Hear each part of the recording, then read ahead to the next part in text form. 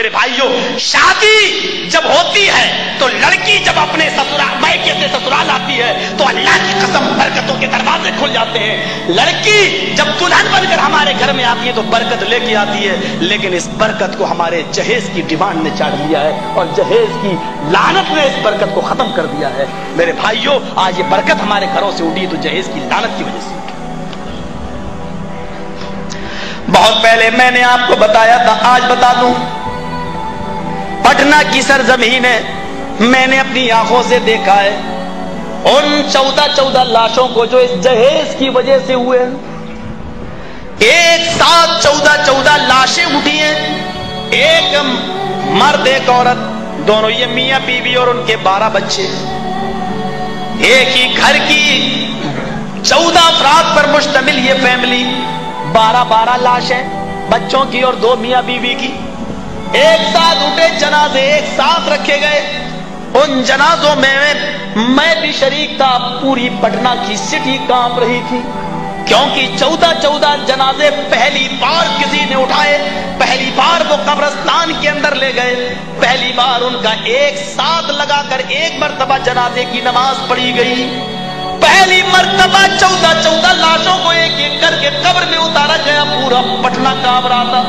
جانتے ہو یہ منظر کیوں پیش آیا؟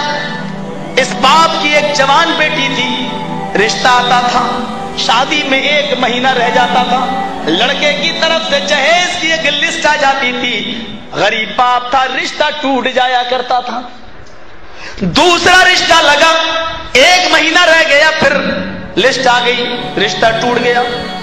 لڑکی کی بڑھتی جوانی جہیز کی ڈیمانڈ رشتے کو توڑ رہی تھی، لڑکی بھی اپنی جوانی کو کنٹرول نہ کر سکی اور اسی محلے کے ایک غیر مسلم میں بھی ہندو لڑکے کے ساتھ اس کے ناجائز تعلقات قائم ہو گئے۔ پھر خدا کی مار ایسی پڑی کہ لاکھ آلات منع حمل استعمال کرنے کے باوجود قدرت کا ایک تماچا ایسا پڑا کہ وہ لڑکی کا حمل ٹھہر گیا، کسی طریقے سے رہ گیا۔ نہ تو لڑکی کو پتا چلا کہ یہ الٹیاں کیوں آ رہی ہیں، نہ گھر والوں کو پتا چلا۔ اس کی ماں اس کو ہاسپٹل میں لے کر گئی، سرکاری ہاسپٹل اتنے قریب تھے کہ یہ پرائیویٹ ہاسپٹل میں علاج بھی نہیں ہو سکتا تھا۔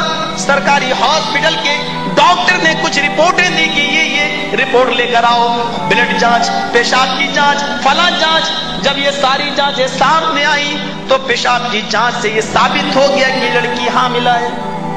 کہا کہ اس حال میں تو یہ ہونا ہی الٹیاں آنا ہے، لہذا جاؤ، کوئی گھبرانے کی ضرورت نہیں، حمل ہے، ماں بننے والی ہے۔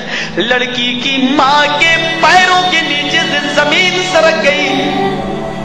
اسپتال میں اور بھی لوگ ہوا کرتے ہیں، دھیرے دھیرے یہ خبر جنگل کی آگ کی طرح پورے محلے میں، پھر پورے پٹنہ میں پھیل گئی۔ اب جہاں اس لڑکی کا بھائی نکلتا لوگ چڑھاتے، کتنی گرمی ہے اس کی بہن میں، ارے ہندو ہی ملا تھا، ہم لوگ کیا مر گئے تھے۔ اس طریقے کے تانے مارے جاتے، لڑکی کے باپ کو بھی ستایا جاتا۔ ایک دن لڑکی کا باپ ان تانوں سے تنگ آ گیا اور اس نے ایک میڈیکل اسٹور سے زہر کی شیشی خریدی اور چپکے سے جب اس کی بیوی کھانا بنا رہی تھی تو پورا زہر اس پکتے ہوئے کھانے میں ڈال دیا، دروازہ اندر سے بند کیا، دسترخوان لگایا، کہا آج میری چھٹی کا دن ہے، سب بچے میرے ساتھ بیٹھ کر کھانا کھاؤ۔ سب بچوں نے، بیوی نے بیٹھ کر کھانا کھایا۔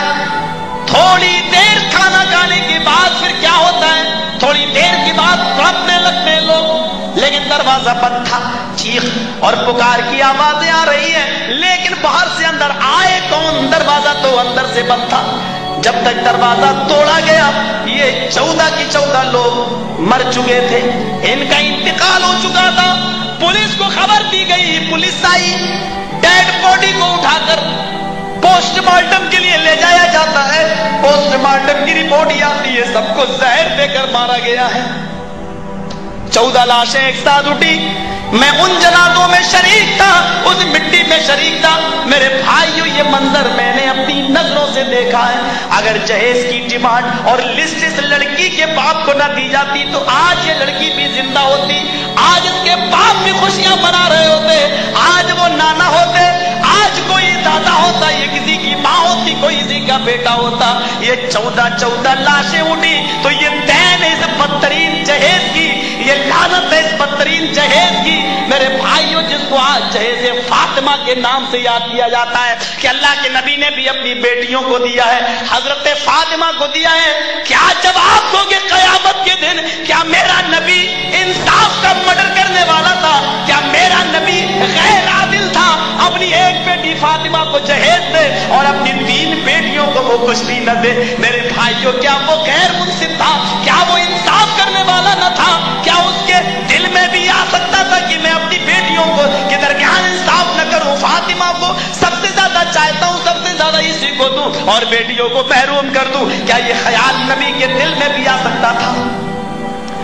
ये इल्जाम लगाने वालों, कयामत के दिन तुम क्या जवाब दोगे जनाब मोहम्मद रसूलुल्लाह सल्लल्लाहु अलैहि वसल्लम को?